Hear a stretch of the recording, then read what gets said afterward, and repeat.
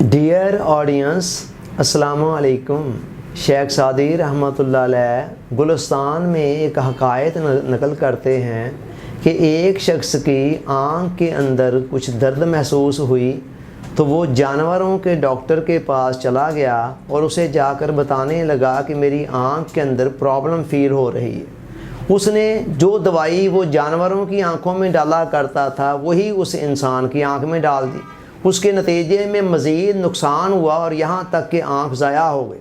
उसने काजी की अदालत में मुकदमा दायर किया और बताया कि इसके गलत ट्रीटमेंट की वजह से मेरी आँख ज़ाया हो गई। काजी ने पूरी बात को सुनकर फ़ैसला दिया कि उस डॉक्टर को ना तो कोई जुर्माना किया जाएगा और ना कोई और सज़ा दी जाएगी। काजी ने वजह ये बताई, उस शख्स को मुखातब करते हुए कहा कि बेवकूफ़ी और हमाकत तो तुमने खुद की। तुम्हें किसने कहा था कि उसके पास जाओ? तुम्हारी आंख में प्रॉब्लम थी तो तुम एक आम डॉक्टर के पास जाते, तुम जानवरों के डॉक्टर के पास क्यों गए? शेख सादी रहमतुल्लाह अलैह इस हकायत के ज़रिए से बता ये रहे हैं कि जो काम भी हमें करना हो या कराना हो किसी से, उसके लिए मौजू बंदे का इंतखाब बहुत ज़रूरी है। किसी ऐसे बंदे का इंतखाब जो उस फील्ड का एक्सपर्ट हो, उसके असरार व रमूज़ को जानता हो और जिसकी महारत हो उस फील्ड के अंदर। अल्लाह ताला ने मुख्तलिफ़ लोगों को मुख्तलिफ़ किस्म की तवानाइयों, सलाहियतों, इस्तेदादों से नवाजा हुआ है। हर शख्स हर फील्ड का मास्टर नहीं हो सकता है। किसी एक फील्ड का या दो फील्ड का मास्टर तो हो सकता है, मगर हर शख्स अगर कहे कि मैं हर फील्ड का मास्टर बन जाऊं और हर फील्ड के असरार व रमूज़ से आगाह हो जाऊं तो ये बात नामुमकिनात में से है। अब देखें ना, एक डॉक्टर जितना मर्जी वो जीनियस डॉक्टर है, सर्जन है, जो मर्जी है, वो एक इंजीनियर वाला काम नहीं कर सकता है।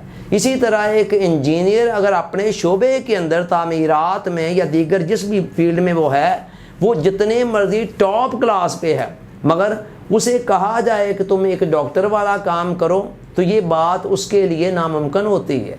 तो हर शख्स को अल्लाह ताला ने मखसूस सलाहियतें दी होती हैं, ख़ास टैलेंट दिया होता है, और फिर उस टैलेंट को जब वो पॉलिश करता है, मेहनत के ज़रिए, स्ट्रगल के ज़रिए उसको लर्न करता है उस मामले को, तो फिर वो चंद सालों के बाद उसका एक एक्सपर्ट बन जाता है और उसकी समझ में उस मामले की वो बारीकियां आ जाती हैं जो किसी दूसरे की समझ में नहीं आती। अब हमें करना ये है कि जो भी काम हम करना चाहते हैं उस मकसद के लिए अगर हमने किसी की सर्विसेज लेनी है तो ये देखें कि कौन सा बंदा है जो उस फील्ड का एक्सपर्ट है, जो उस फ़न की बारीकियों को समझता है, जो उसके अंदर महारत तामा रखता है। अगर हम उसको वो काम देंगे तो उसके नतीजे में अच्छे रिज़ल्ट्स की हम उम्मीद कर सकते हैं।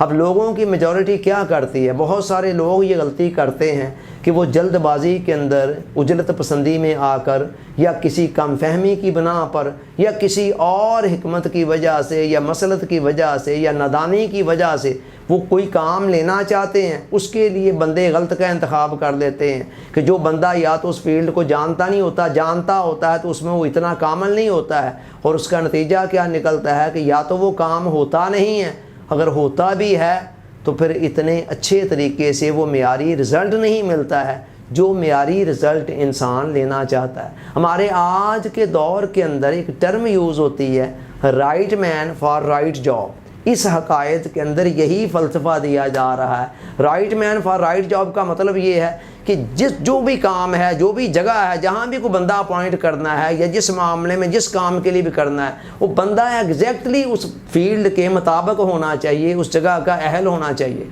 ये हुज़ूर अलैहिस्सलाम की अपनी सुन्नत मुबारका भी है। अगर आप सीरत तैयबा को पढ़ें तो आपको नज़र आएगा कि हर जगह पर हुज़ूर अलैहिस्सलाम इस उसूल को मलहूज़े ख़ातर रखा करते थे। जो भी काम आपने लेना होता था उसके लिए देखा करते थे कि बेस्ट फ़र्द कौन सा है जो उस काम को ज़्यादा अच्छे तरीके से, प्रॉपर तरीके से सर अंजाम दे सकता है। इस विज़डम का तल्लुक़ ज़िंदगी के किसी एक मामले से नहीं है, कुल्लो हम तमाम मामलात में से है। दुनिया से लेकर दीन तक आपने जो कुछ भी सीखना है, जो कुछ भी लर्न करना है, या जो भी काम आप लेना चाहते हैं, यानी जिस मामले में भी कोई गाइडलाइन आप लेना चाहते हैं, कोई काम करवाना चाहते हैं किसी से, हर जगह पर इस उसूल को अगर आप मलहूज़े ख़ातर रखेंगे तो उसके अच्छे नताइज आपके सामने आ जाएंगे। और जहाँ आपने इस असूल को वायलेट किया, इसकी खिलाफ वर्जी की, تو پھر اس کے مائنس اثرات بھی آپ کو بھگتنا پڑیں گے۔ اللہ تعالیٰ سوچنے سمجھنے یاد رکھنے عمل کی توفیق عطا فرمائے، آمین۔ آپ کا بہت بہت شکریہ۔ السلام علیکم۔